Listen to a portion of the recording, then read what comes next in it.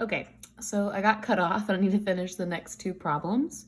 So same thing as before, you always start back at the first rule and just keep going until all your atoms have that stable 8 octet.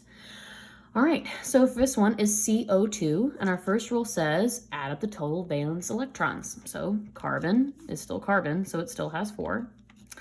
Oxygen is in somewhere in here, is in the 6th column, or 16th, but we pretend it's 6, okay?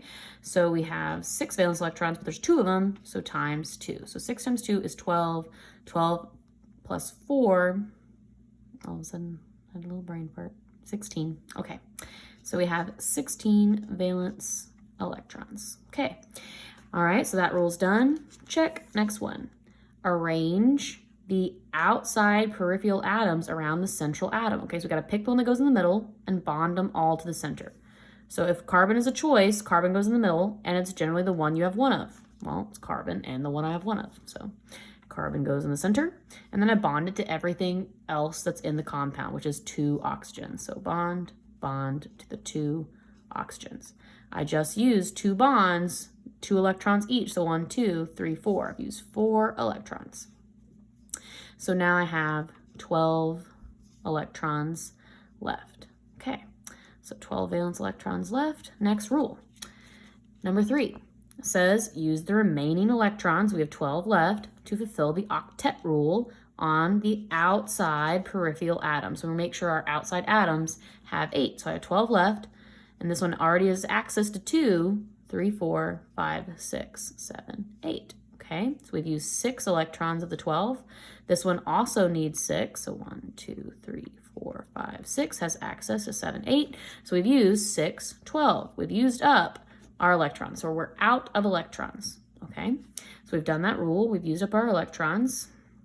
Number 4 says, if any electron pairs still remain, place them on the center.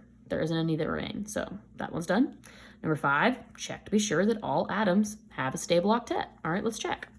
Okay, so oxygen has 1, 2, 3, 4, 5, 6, 7, 8, and so does this oxygen, but this carbon only has access to 1, 2, 3, 4.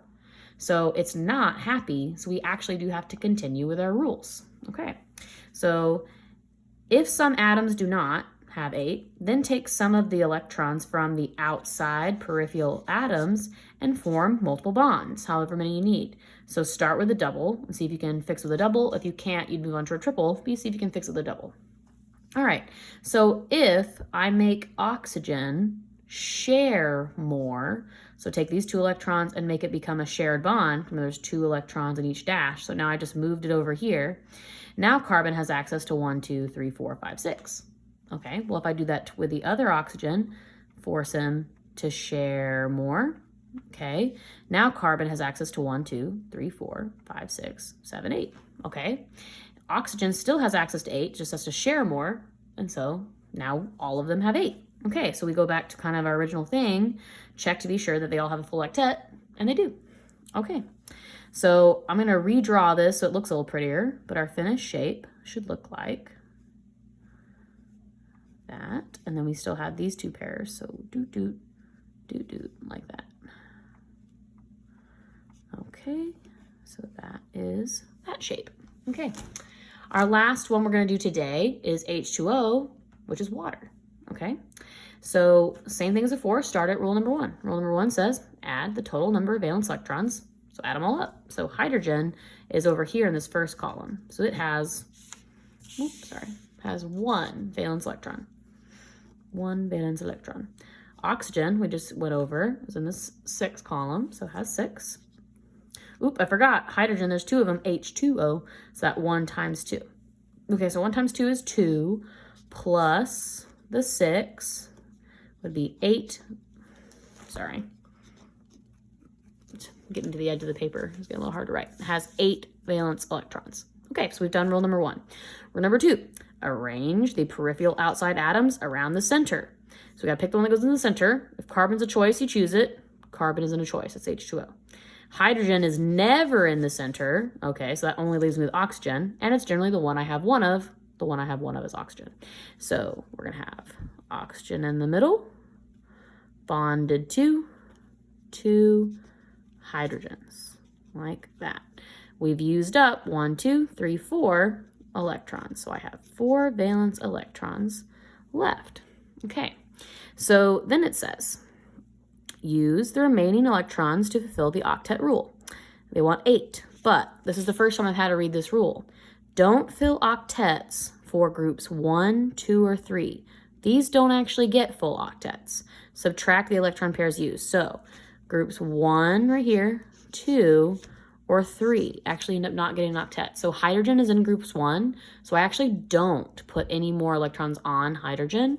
It actually only needs that 2, which actually makes sense, because remember hydrogen is a 1s2, so it actually is filled with 2 electrons because s's are filled with 2. So that 1, 2 is already stable. It's good. It doesn't actually want any more electrons, okay? So we have 4 left. We can't put them on the outside because we don't put them on the outside for groups 1, 2, or 3. So we go to the next rule. If any electron pairs still remain, place them on the center. This is the first time we've had to do this. If any electron pairs remain, place them on the center. So I have 4 left. So I put them on the center. 1, 2, 3, 4. We call those lone pairs if they are pairs of electrons around the central atom. They're called lone pairs. So now I've used 1, 2, 3, 4. Well, that's all of them. Okay, so we're out of valence electrons. So we're out of valence electrons. Go to the next rule. Check to be sure that all atoms fulfill their octet. And then we don't, we have to do those double bonds. We check. Oxygen has access to 1, 2, 3, 4, 5, 6, 7, 8. So oxygen's happy. And the hydrogens actually are happy because remember they're filled at that 1s2. So this actually is water's Lewis dot structure. Okay, last thing before I move on, we're going to do these problems tomorrow and more problems on your worksheet. You're only doing the problems today that are underlined on your worksheet. But last little part is you're going to add this to your worksheet, and on your notes, we're going to add the name of the molecular geometry by following this chart. Okay, so let's get a little closer so you can see it. So it says number of bonded atoms and the number of lone pairs. If I know those, then I know the name of the shape, and I can also kind of start picturing the 3D shape that molecule would actually make. Okay, so let's try the first one. The first one has 1, 2, 3, 4 bonded atoms to the center, 4 atoms bonded to the center, and no lone pairs. There's no lone pairs floating around the center.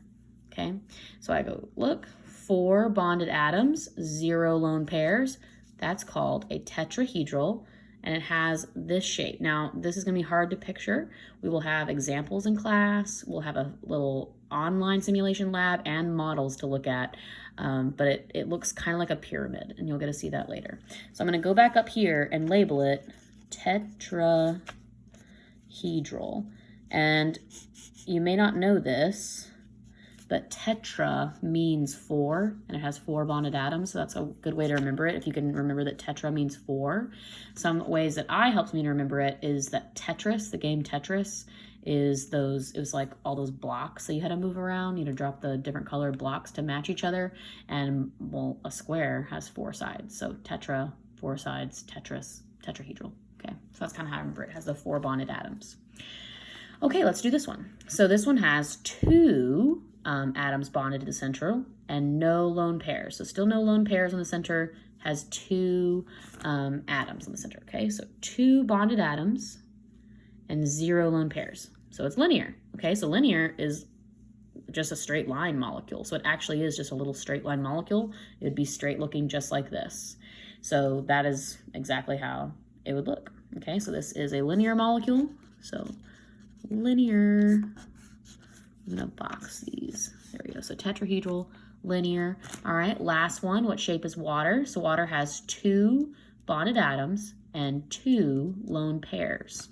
So 2 bonded atoms, 0, 2 and 1, no, 2 and 2. So it has 2 bonded atoms and 2 lone pairs. It's a bent shape. So it actually bends like this. So really, if I wanted to redraw water correctly, I would draw water with its lone pairs up like this,